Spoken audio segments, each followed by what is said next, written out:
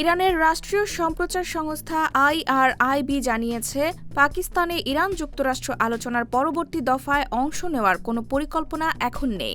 রোববার ইরানি সূত্রের বরাত দিয়ে আইআরআইবি বলছে, পরবর্তী দফায় ইরান-যুক্তরাষ্ট্র আলোচনায় অংশ নেওয়ার এখন কোনো পরিকল্পনা নেই। এর আগে ফার্স ও তাসনিম নিউজ জানায়, সামগ্রিক পরিস্থিতি খুব একটা ইতিবাচক নয়। তারা আরও জানায়, মার্কিন অবরোধ তুলে নেওয়াটা আলোচনার পূর্ব শর্ত। যুদ্ধবিরতির মেয়াদ শেষ হওয়ার আর 2 দিন বাকি। ঠিক এই সময় মার্কিন আলোচকদের পাকিস্তানে যাওয়ার নির্দেশ দিয়েছেন ডোনাল্ড ট্রাম্প। তবে এই সময়ে ইরানি বন্দরগুলোতে অবরোধ আরোপ করে রেখেছে যুক্তরাষ্ট্র। আর এই বিষয়টি আলোচনার পথে বড় বাধা হয়ে দাঁড়িয়েছে। রোববার একটি মার্কিন ডেস্ট্রয়ার এক ইরানি জাহাজকে আটক করার পর পরিস্থিতি আরও জটিল হয়ে পড়েছে। তেহরানের জবাব দেওয়ার হুমকি দিয়েছে। ইরানের রাষ্ট্রীয় সংবাদ সংস্থা IRNA অবরোধ ও ওয়াশিংটনের অযৌক্তিক ও অবাস্তব দাবির প্রতি ইঙ্গিত করে বলেছে, এই পরিস্থিতিতে ফলপ্রসূ আলোচনার কোনো স্পষ্ট সম্ভাবনা নেই।